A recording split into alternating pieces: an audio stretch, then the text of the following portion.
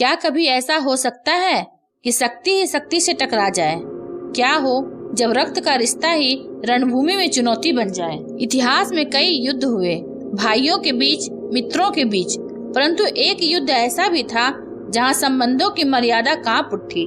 मित्रों, आज अगर कोई बेटा अपने पिता को ललकार दे तो घर तक हिल जाता है, लेकिन कल्पना कीजिए उस महाभारत काल की जब बर्बरिक ने अपने ही दादा महाबली भीम को खुली चुनौती दे दी और भीम और बर्बरिक के बीच ऐसा भयंकर युद्ध हुआ कि धरती कांप उठी, जल की लहरें उफान मारने लगी और अंत में जो रहस्य सामने आया उसे सुनकर आपके रोंगटे खड़े हो जाएंगे।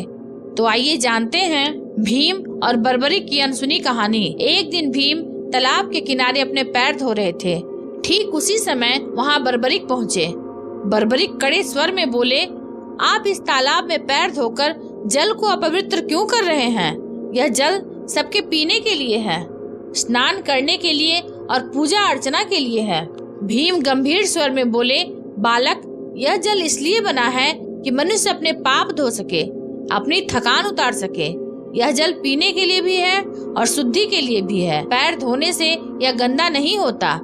जल का असली धर्म है सबकी सेवा करना। बर्बरिक दृढ़ स्वर में बोले, जल सेवा के लिए है, यह सत्य है, पर सेवा का अर्थ अपवित्र करना नहीं। अगर हर कोई अपनी सुविधा के लिए तालाब में पैर धोएगा तो फिर यह जल शुद्ध कैसे रहेगा? सेवा का सच्चा अर्थ है दूसरों की आवश्यकता का ध्यान रखना। इसलिए आप यहाँ से हट जाइए। भीम ने कहा, बालक, तुम मुझे धर्म की शिक्षा मत सिखाओ और मैं यहाँ से नहीं हटूंगा। तू क्या कर लेगा? इस पर बर्बरिक की आंखें लाल हो गई। वह भीम की ओर बढ़ा और अपनी अपार शक्ति से उन्हें उठाकर तालाब से बाहर फेंक दिया। जमीन पर गिरते ही भीम क्रोध से दहाड़ उठे। वह बोले, अरे बालक, तूने मेरी अवहेलना की, अब तुझे मेरे प्रहार का स्वाद चखना होगा। और फिर शुरू हुआ भीम और बर्बरिक के बीच भयंकर युद्ध। हर प्रहार से धरती कांपने लगी, जल की लहरें उफान मारने लगी। यह टकराव सिर्फ बल का नहीं बल्कि अहंकार और धर्म की परीक्षा थी। भीम और बर्बरिक दोनों बुरी तरह घायल हो चुके थे, फिर भी एक दूसरे पर प्रहार कर रहे थे। अचानक आकाश में प्रकाश फैलता है और महर्षि वेद व्यास वहाँ प्रकट होते हैं। महर्षि वेद व्यास गंभीर स्वर में बोलते हैं, रुको, युद्ध करने से पहले एक बार सोच लो। तुम दोनों एक ही कुल के हो, फिर भी एक दूसरे का वध करने पर क्यों तुले हो? रक्त का संबंध सबसे बड़ा होता है, इसलिए भूलकर युद्ध करना अधर्म है। महर्षि की वाणी सुनकर दोनों युद्ध करना बंद कर देते हैं।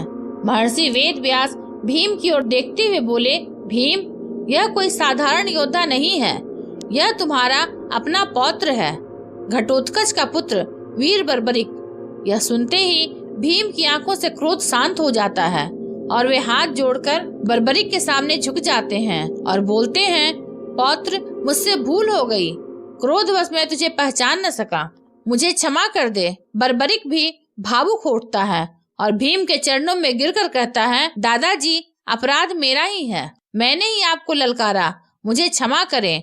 और फिर दोनों गले लगते हैं और रणभूमि का वातावरण प्रेम और करुणा से भर उठता है। मित्रों, जल सबकी सेवा करके ही पवित्र रहता है, तो फिर मनुष्य का धर्म क्या होना चाहिए? हमारा असली धर्म भी सेवा है, सहना और फिर भी सबको जीवन देना। जैसे जल बिना भेदभाव के सबकी प्यास बुझाता है, वैसे ही हमें भी बिना भेदभाव के सबकी मदद करनी चाहिए। याद रखें, पानी पैर से गंदा नहीं होता, इंसान अपनी सोच से गंदा होता है। इस पर आपकी क्या राय है? अपनी राय हमें कमेंट में जरूर लिखें। अगर आपको यह वीडियो अच्छा लगा हो तो इसे लाइक, शेयर और सब्सक्राइब अवश्य करें।